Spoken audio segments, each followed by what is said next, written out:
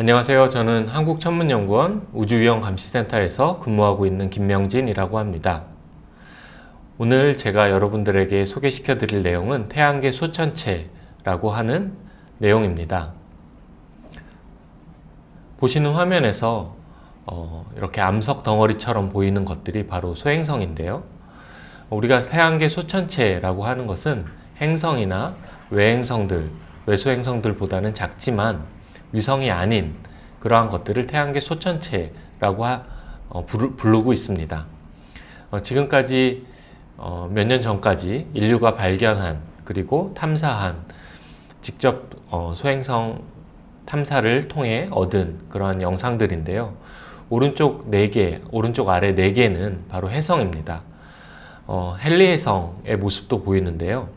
오른쪽 아래에 있는 헨리 해성처럼 해성들은 표면에 가스나 먼지에 의한 그런 분출 현상이 보이는 것을 해성이라고 하고, 그런 현상 없이 그냥 표면에 매끈하게 보이는 마치 암석과 같은 형태로 보이는 것을 소행성이라고 합니다. 이러한 소행성과 해성 같은 태양계 소천체들은 우리가 태양계의 역사를 공부할 때 굉장히 중요한 역할을 담당하고 있습니다. 네, 보시는 화면은 별이 처음 만들어졌을 때 어떠한 형태로 보일 것인가 라고 하는 것을 알마라고 하는 우리 인류가 가지고 있는 가장 강력한 전파 간섭계라고 하는 관측 장비를 이용해서 촬영을 했을 때 어떻게 보일 것인지에 대한 약간의 상상도입니다. 별은 일반적으로 깨끗한 그런 지역에서 만들어지는 것이 아니라 보시는 화면과 같이 가스와 먼지가 아주 혼잡되어 있는 그러한 약간은 지저분한 그런 공간에서 별들이 만들어집니다. 이렇게 별들이 처음 만들어졌을 때, 가운데에 있는 그런 가장 강력한 중력을 가진 부분을 중심으로 수축을 하게 되고, 먼지와 가스는 그곳으로 계속 중력에 의해서, 만유인력의 법칙에 의해서 한 곳에 집중하게 됩니다. 그러다가 수소 핵 융합 반응이 일어날 수 있는 온도까지 이르게 되면 바로 폭발이 일어나게 되는데요. 주변에 있는 그러한 가스나 먼지가 그 별에까지 도달하지 못한 채 핵 융합 반응이 시작하게 되면 바로 왼쪽 하단에 보이는 것처럼 국소적으로 다시 중력적 밀집 현상이 발생하게 됩니다. 그렇게 그런 국소적인 중력적 밀집 현상을 통해서 행성이 만들어지게 되는데, 보시는 것처럼 현재 태양계에는 내 태양계에는 가운데에 있는 태양을 중심으로 수성, 금성, 지구, 화성, 목성의 주변에 굉장히 많은 소행성들이 있습니다. 처음 태양계가 만들어졌을 때의 그런 먼지와 가스들이 모여서 미행성체가 되고 그것들이 모여서 행성이 되게 되는데, 유독 화성과 목성 사이의 넓은 공간에는 보시는 녹색 점들이 바로 우리가 지금까지 발견한 수십만 개의 소행성인데요. 특이하게도 그 넓은 공간에는 커다란 행성이라는 그러한 천체 없이 작은 소행성들이 그대로 남아있게 됩니다. 이것은 목성이라고 하는 것이 굉장히 헤비한, 그러니까 중력이 큰 천체이기 때문에 이 미행성체들 그리고 소행성들이 하나의 행성으로 결합되지 못하게 계속적으로 방해를 하고 있는 것입니다. 그래서 소행성들이나 해성들은 처음에 태양계가 최초에 만들어졌을 때의 그 모습 그대로를 가지고 있는 화석이라고 보시면 되겠습니다. 우리가 지구의 과거에 공룡이 살았다는 사실을 화석을 통해서 알 수 있듯이, 태양계는 그 태양계가 처음 만들어졌을 때의 그 모습인 화성이 아직도 여전히 화성과 목성 사이에 존재를 하게 되고, 그러한 소행성들 중에 일부가 지구 근처에 다가오기도 합니다.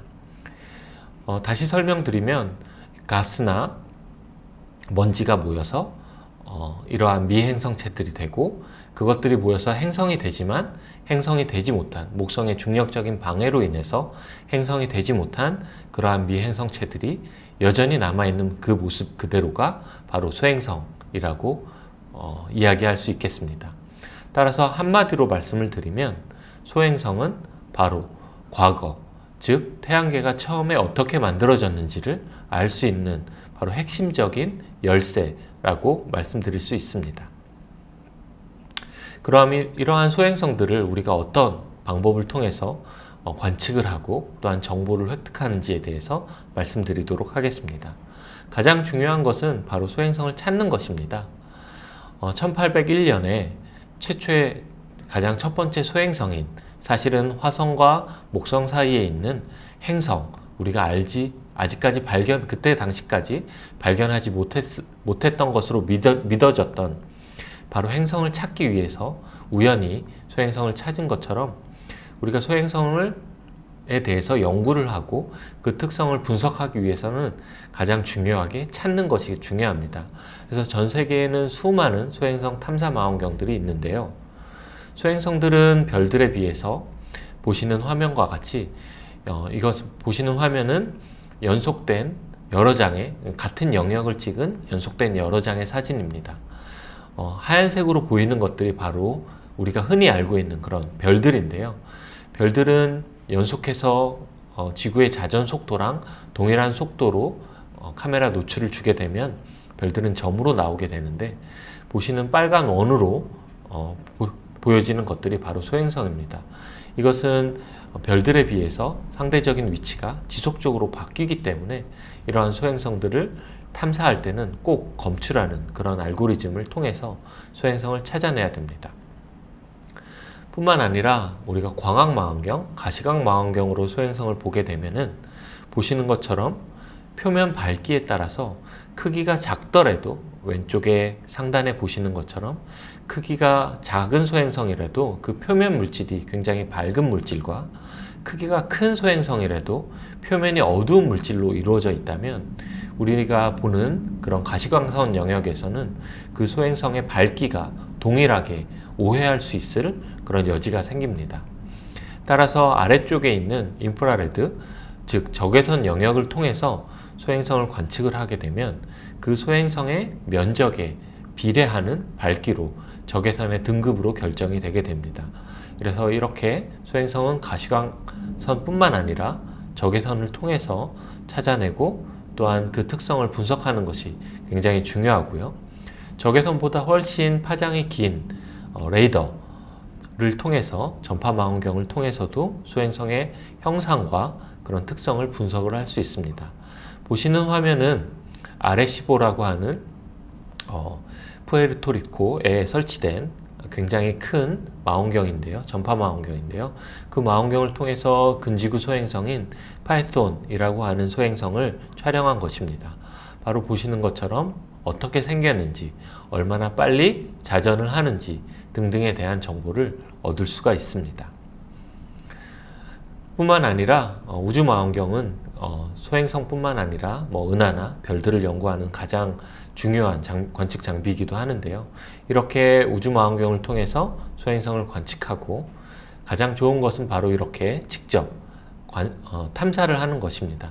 지금까지 참 많은 탐사선이 소행성 탐사를 위해 관측을 진행을 해왔고, 또한 앞으로도 예정된 것들이 많이 있습니다. 소행성 탐사에 대해서는 제가 다음 시간에 다시 자세히 그 부분만 집중해서 설명해 드리도록 하겠습니다. 네, 이상 오늘 강의를 마치도록 하겠습니다. 감사합니다.